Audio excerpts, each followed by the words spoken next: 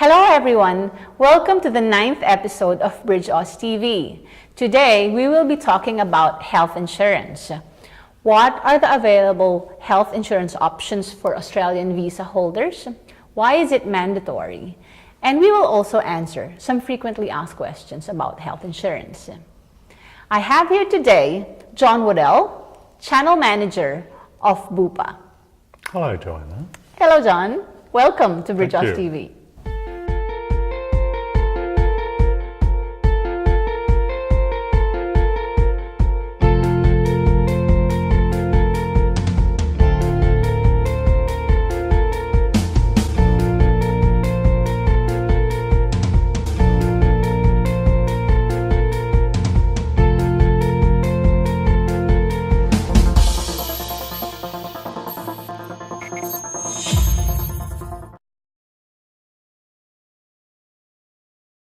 So, John, what are the different healthcare systems available in Australia? The main healthcare system is Medicare, which is open for citizenships, people with citizenship, and they also pay for a Medicare levy in their salary at the end of tax time. All right. The other system is the private system, so it belongs to private health companies, private hospitals that you can attend as well. Okay, so what's the difference between a private health insurance cover and Medicare, which is covered by the government? Private health insurance, if you're looking at it from an international visitor perspective, depending on your visa, is mandatory that you have to have it. Yep. And it covers you for all the items and situations that I would be covered for having Medicare. Okay. But the big plus is, though, that for elective surgery, I can go into hospital when I want, with who I want, and where I want. Okay. For Medicare, it means waiting periods. All right. Okay. So that means if you need a surgery and it's not emergency, you go in a queue. You go in a queue. If it's Medicare. If it's Medicare. If it's a private health cover, then you can do it right away. You can go right away. You can go tomorrow if your doctor can fit you in, or your specialist can fit you in to a hospital of your choice. Okay. And, you know, with private health insurance, they also have these extras. I don't think Medicare has that. No. Yeah. So you can just talk about, example extras. What are these for? Extras are the things that the government does not cover. Yeah. So private health funds take that up, such as dental, optical, physio, chiro, and a raft of other medical services that you have on a day-to-day basis that suits your needs. In theory, everyone goes to the dentist at least once a year, if not twice, to be covered. You pay extras on your cover and you get money back, basically. It just makes it a bit cheaper. For optical, it's the same concept where instead of just paying out money and not getting anything back, you can get money back on your health fund. Okay. All right. The government doesn't cover any of those. Okay. I guess I'll just make myself as an example. So I have a private health insurance. I also have Medicare. I have extras. So an example of an extra would be the optical. So I do get, I'm just not wearing it right now, but I do have glasses, and I'm covered. I can have two each year. Right? So that's one of the examples of extras. And also, remedial massage can be covered as well. Yes, as long as the provider is registered. Correct. So we call it the high caps. Is that the high caps? High caps, so high caps, is that a machine or is it the... It's a independent system where you swipe your card and you just pay whatever difference there rather than paying the full amount on the spot. Okay, so if the provider doesn't have a high caps, it's a system where, they already take out the discount, the rebate. Yes. If they don't have that, then you just have to claim it from the health insurance provider. That's Is that correct? So you're paying up front. Yeah. Then you have the inconvenience then of finding the time to go and claim that. Yeah. And sometimes you don't have the time and therefore you don't claim it. Exactly. Yeah. Exactly. So health funds have tried to make it as convenient as possible for all of its members to claim. Okay. All right. So what are the costs involved in going to the hospital? So if someone goes to the hospital, yes, they have a private health insurance. What are the costs and what will be covered? If you're looking at being admitted as an inpatient, which means, as I used to say, you get the bracelet around your wrist. Oh, yes. It means then you will, depending on your level of cover, you will be covered 100%. All right. In hospital costs, which means your accommodation, your operating theatre, any allied services such as physio, etc. Okay. You have your specialist fees that are coming to operate on you in hospital or to Yes. deal with you in hospital. You are covered up to 100% of the Medicare schedule fee onto those ones as well. Okay. So you have to look at it, your system is broken down into outpatient and inpatient. Okay. So if I'm feeling unwell and I go to a GP, the GP will refer me to a specialist. The specialist will then say, I need to put you into hospital. So that again, both aspects of it are covered under the health system. So whether it's a hospital or a clinic that you go to, it's covered 100% It's covered by the up health to cover. the Medicare schedule fee, yes. Okay, for Medicare and also the private health insurance, is that correct? For the Medicare schedule fee. So Yeah. for every item number that you go for medical has got a Medicare schedule fee, Yes. a medical item number. Yep. And health funds pay up to 100% of that schedule fee. Okay. All right. I guess I've just thought about a question. So people who are here, they might be on a student visa, right? Now, if they are going for another visa, they might be required to do a health and medical check. They always ask me this. Oh, I'm covered by BUPA. I have health insurance in BUPA. BUPA will do my health and medical check. Will that be covered by my health insurance? No. Yeah. Because your medical visa is a compulsory component of your visa. Okay. So it doesn't come under your health cover. Okay, all right. It's a So condition, same as if I was a pilot, as an Yeah. example. I have to do a medical, it doesn't come under my private health insurance. All right. All right, John. So we will be now moving on to the frequently asked questions by visa holders here. So I'll have an example for you. I have a client who's a 457 visa holder, and then just decided that, okay, I can't afford my health insurance anymore. I don't get sick. It's been 6 months. I've been paying for this health insurance. I don't see any value into it, and so I decided to cancel it. Well, it's a mandatory condition of your visa. So if you cancel it, then that person would be in breach of a visa condition. That's correct. Which can lead to a visa cancellation. You know, that's just $100+ a month, but it can cancel your visa. That means you can't stay in Australia, you can't work in Australia, and you'll have a record that you have been canceling your health insurance, which can be a character grounds as well.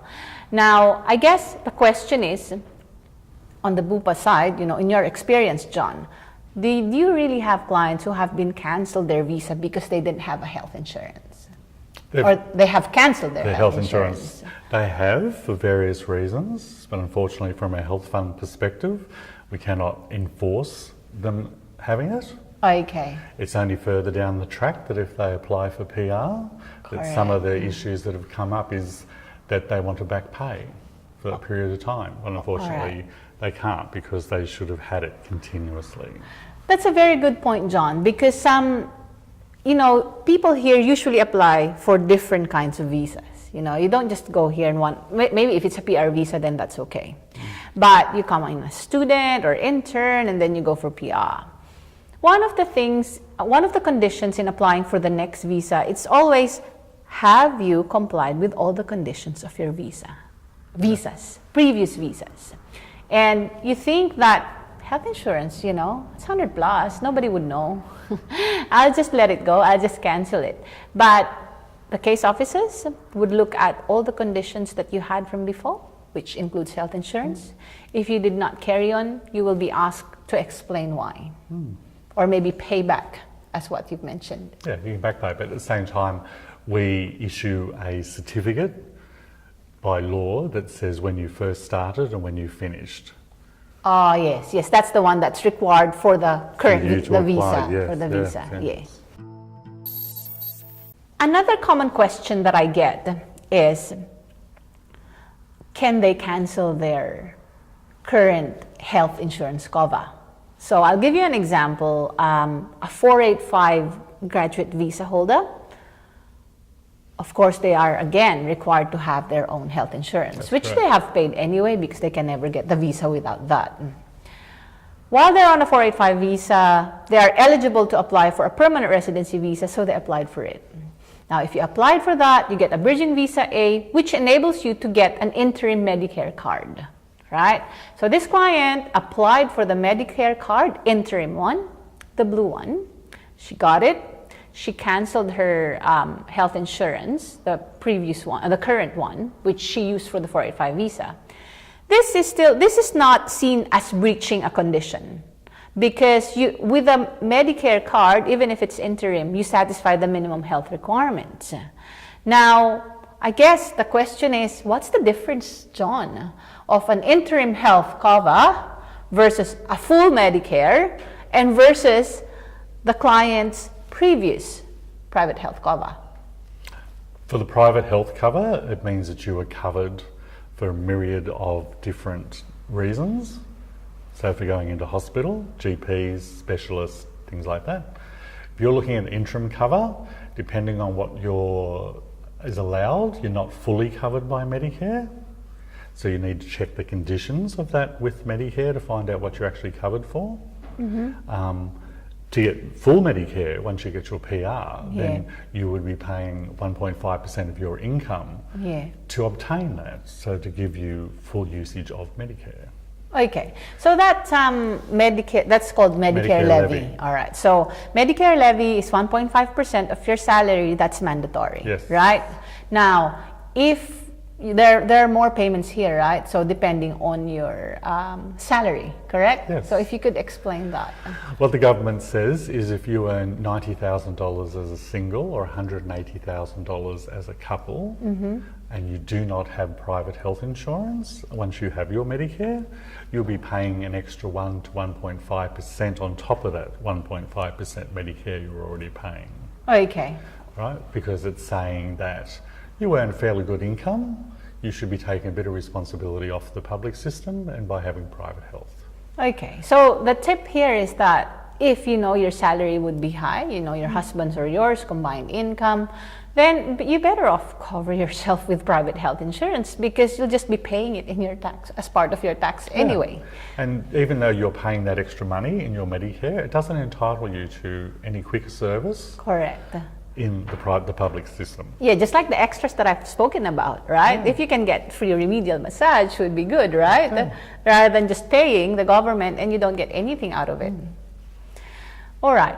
So you touched on a couple as well, right? You've mentioned, if you're a couple. Now, third question, usual question. Why is the family health insurance more expensive than individual covers? All right, so why is that so? And an example, say John and I are together, we live in the same house, we're de facto partners, but we decided that, okay, well, family cover is more expensive, let's just do individual covers. You have your individual cover, I have my individual cover, and then because it's cheaper, I fall pregnant. After 12 months of having the health insurance. So the first question is, will I still be covered? You'll still be covered for going into hospital to have the child. Okay. But the child will not be covered.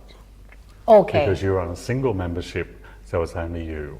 Okay. As part of your visa requirements again, your child would need to be linked to your visa, so therefore it would need to have private health cover. Okay, all right. So usually when somebody gives birth, the child would be added onto the visa, right? And that means they have to upgrade it. So if there's no issues with the child, then that's okay, right? But if there are issues with the child, then you have to pay extra. You'll have to pay the full price, right? Yes. Okay. Because the child is not under your level of cover. All right. Okay. So the whole part of it is it's your life journey from single to couple to having a child to becoming family. That's what it's all about. Okay. And so it covers you in the various stages of your journey. Okay. And so when you become a family, it doesn't matter whether you have one child or you have 10 children. Yeah. The cost is exactly the same. Yeah. So that's again part of the journey. you are having a child, you'd be adding it to your visa, so therefore the child would have to come under your level of health cover. Okay, so the tip here is that, you know, if you're together and you might not even have plans of having children, but you might do, right? You're together. So it's better off to get a family cover. And I guess it's also beneficial for families who have more than one child, exactly. Right? Because it becomes cheaper. It's also dependent on if you're looking at student cover, how long is your student cover for? Yes. How long are you in the country? So there's various factors that are looked at from a health insurance perspective in coming up with these pricing. Yeah, that's another point again. Student cover, usual questions. All right, I'm studying a bachelor's degree, that's 3 years. And therefore, I am required to pay health insurance for 3 years. That's correct. Many students would say, that's a lot of money. I don't want to pay 3 years. Can I just pay for the first year? No, you can't. The government decreed on the 1st of July 2013 that for student cover, you have to pay for the duration of your stay. And plus your stay period, which is usually plus 2 months or plus 3 months. Plus 2 months or 3 months, depending correct. on what your agent says, correct. to cover you for it. Okay, all right. So if you do that, you will not get your visa approved. You know, the case officer would still ask for where's the full cover. So it's really a requirement. Now, I also had a question about age, all right? Yes. A client told me that, oh, Johanna, I wouldn't have to pay that Medicare levy if I'm below 30. I think there's so many wrong things about this question. So can you just explain? If you're looking at when I get my PR, yeah. like the revenue aspect of it, of $90,000, the government also says that you need to have it by your 30th birthday. All right. Otherwise, what it does, it puts a 2% loading for every year you're over 30 till you join. Okay. So if I join at 32, yep. being 2 years over, I would have a 4% loading. Okay, so it's 2 years times 2%. Yeah. Okay. So that stays on it for 10 years. All right. And so after 10 years, it goes? Just automatically drops off. That's still 10 years. It's 10 years, but this is the government saying that the difference between private and public, yes. it's just trying to offer a little bit more incentive for people to take on private health cover, basically. And so these are the conditions that you will have to abide by if you don't. Okay, so if I'm 40, came to Australia on a permanent residency visa, I'd like to have health insurance, private health insurance for my family. So does that mean I have to pay 2% times 10? So that's 20% loading when I join? If you join within the first 12 months of gaining your PR or landing in the country, then no, we can take that away. Okay. But after that first 12 months, same rule applies. Okay, all right. So there's these things, you know, these are the things that you need to think about. How old are you now? You know, how long have you been staying in the country? You know, is it more than 12 months? And also your salary. So these are the things that play in terms of, you know, choosing to go for a private health insurance or not. If it's, you know, as PR visa holders, it's not mandatory anymore. Yes. But what plays with it is, you know, you're paying for a Medicare levy and that additional 1.5% if you don't have it. And of course, the health for your family, you know, like... Which is very important. Correct. Like, of course, yeah, there's Medicare, yeah, you're covered, but what's the coverage? It's usually just emergency, right? Well, you're entitled to go into hospital for any reason, but again, you can wait quite a few years depending on it. Yeah. Of course, if it's an emergency situation where you're in an accident, you'll take pride of place, basically. I guess, and GP visits, right? GP visits, pathology, things like that. Okay, and but also if you've had private health and you've gone from student cover to say 457 to get your PR, because you've done your 12-month waiting period, it means that you've got what we call continuity. Okay. So if you take out private health cover, you're paying the Medicare level, you're getting a government rebate, you don't have to do your waiting periods again. Oh, yes. Because you've already done You've done that before. That's the same as if you're coming from student cover to 485 as an example, which is two totally different levels of cover. Okay. You've done your waiting periods.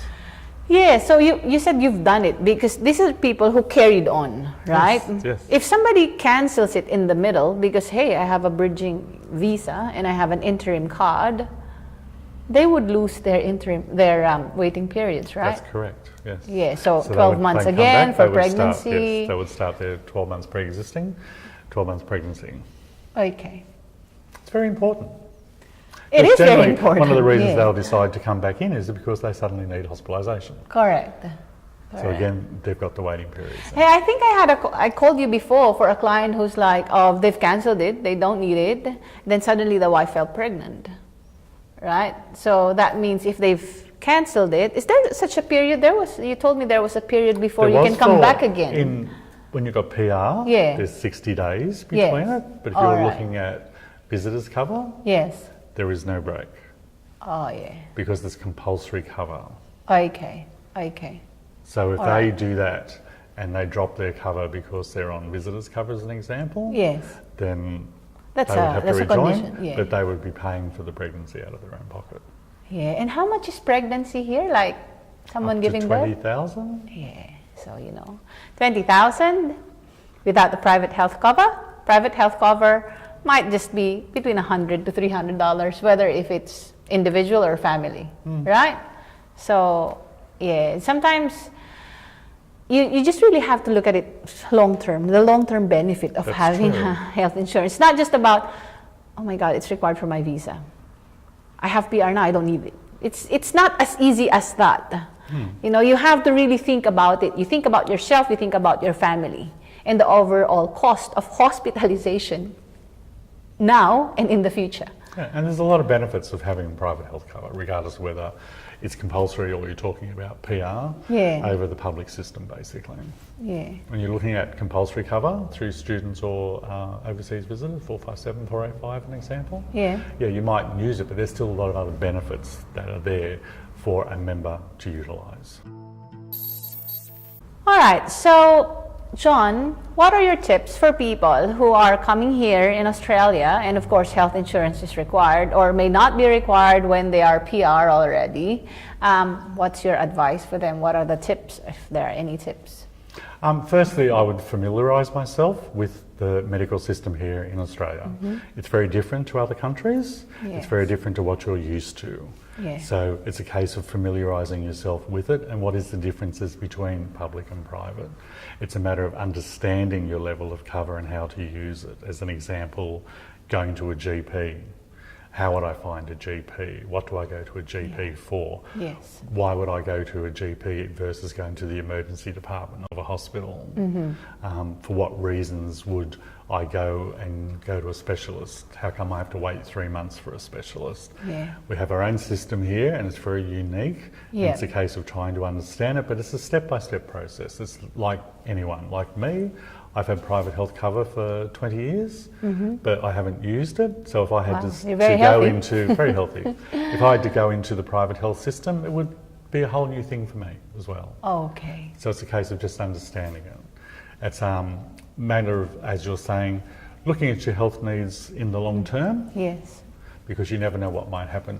Your differences as a single versus a family make a big impact on this because you have children. So it's very different. It's a case about nationalities. Can I find a GP that speaks my own language? Things like that. Yeah. So these are all very important issues that help you to use your health cover, understand your health cover much better. Okay. So in summary, what John said, you have to understand what we have here. Yes. Understand it and compare it with your needs. Not your needs now. Your needs from where you were from might be different from your needs here. So think about your health needs, your family's health needs now and in the future. Thanks so much, John. My pleasure. Thank you. If you want to check if you're eligible to migrate in Australia, please visit our website www.bridgeaus.com.au for a free initial assessment.